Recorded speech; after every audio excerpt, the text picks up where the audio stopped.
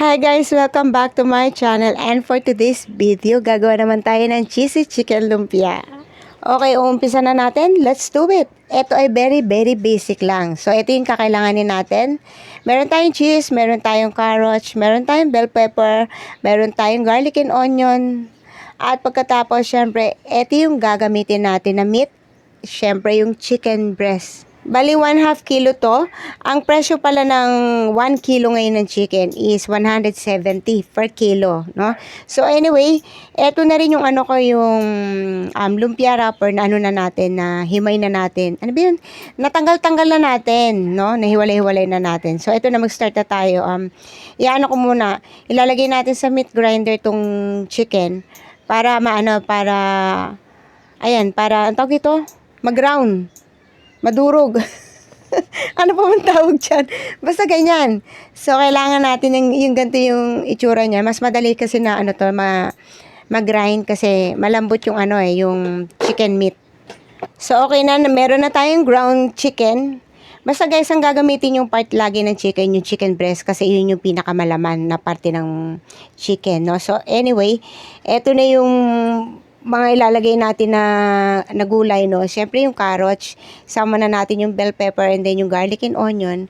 Pagsabay-sabayin na natin yan, tapos lagyan natin ng isang peraso ng itlog. Tapos igagrind din natin. Ang ganda rin talaga pag meron kang meat grinder kasi siyempre nakakapag-save ka ng time, nas madali, 'di ba? Kaysa yung magmamano-mano kang kukudkod ng carrots, 'di ba? So pero kung wala rin naman, okay lang din naman. Kudkod din sa kudkuran, no? So anyway, eto na. Pagsasama-samahin na natin. So napakadali, 'di ba? Sabi ko nga sa inyo, very basic eh. Pero yung lasa nito hindi siya very basic. Masarap po talaga yung lasa nito. So anyway, eto na nga. Pagsasama-samahin lang natin lahat sila. Pagkatapos, lalagyan natin ng MSG for umami taste, pero optional lang po ito. Siyempre, depende sa inyo kung gumagamit kayo ng MSG. And then, lalagyan natin ng salt and pepper to taste.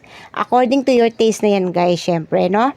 At pagkatapos, lalagyan na natin ng cheese, no? So, siyempre, pag naglagay kayo, guys, ng salt, sabi ko nga sa inyo, depende sa panlasa nyo yan, pero tansyahin nyo kasi maglalagay tayo ng cheese. Alam nyo naman yung cheese, medyo medyo may konting alat. So, kailangan talaga balance lang yung ilalagay natin para naman hindi maging salted lumpia yung kalalabasan ng ating lulutuin. Ganito na itsura, masarap guys talaga pag marami yung cheese. So anyway, eto na.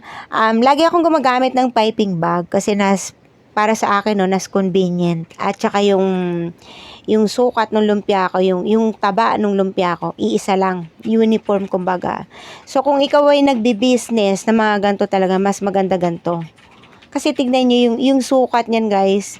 Uniform, yung taba, yung laki. Magkakasukat siya kasi syempre gumamit tayo ng piping bag. Pero kung ikaw naman ay master na sa paggagawa ng lumpia at mano-mano lang, so, bahala ka na dyan, no? So, anyway, malapit na natin matapos to. Ganito nga kabilis, no? Ang bilis ng paggawa nito. Tapos, syempre, pag yung wrapper nyo is medyo dry na, kailangan nyo na gumamit ng pandikit. So, ang ginagamit na lang natin naman dyan is water lang para magdikit yung wrapper para hindi maghiwalay-hiwalay, no? Habang ginagawa ko to, magte-thank you po muna ako sa inyong lahat. As always, maraming salamat po sa matyagan yung panonood sa aking channel. At syempre kung bago ka sa channel ko, baka naman po, please don't forget to like and subscribe. And of course, don't forget to click the notification bell for new updates. Eto na, natapos na natin. At syempre, ang nakagwalian, diba, hinahati sa gitna. Syempre, the more the merrier. Mas masarap kasi pag marami. Ang total na nagawa nating lumpia ay 60 pieces. May natira pa nga akong feeling, hindi ko na nailagay lahat kasi nga naubusan ako ng wrapper. So anyway, eto na, magpiprito na tayo. Eto guys kung magpiprito ka ng lumpia, para laging malutong yung lumpia mo, bago mo iprito, make it sure na yung mantika mo ay mainit na talaga. At wag mong ipiprito yung lumpia mo na yung mantika ay malamig pa, kasi ang mangyayari po niyan, sisip-sipin lang nung wrapper yung mantika. Kaya minsan may nabibili kayong mga lumpia masyadong oily dahil po yun doon. So that's it guys. Ito na yung ating cheesy chicken lumpia. Promise guys, masarap. Ang sarap po talaga ng combination ng bell pepper at saka ng cheese, no?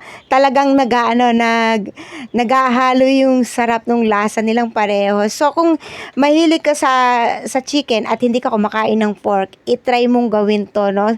Lalo na dun sa hindi kumakain ng pork, ito yung bagay sa'yo. Itong cheesy chicken lumpia. I-try mong gawin para malaman mo kung gaano kasarap. So that's it guys. I hope nag-enjoy kayo sa aking video for today. At sana po abangan nyo pa po ako sa mga susunod kong video. Maraming salamat. Thank you for watching.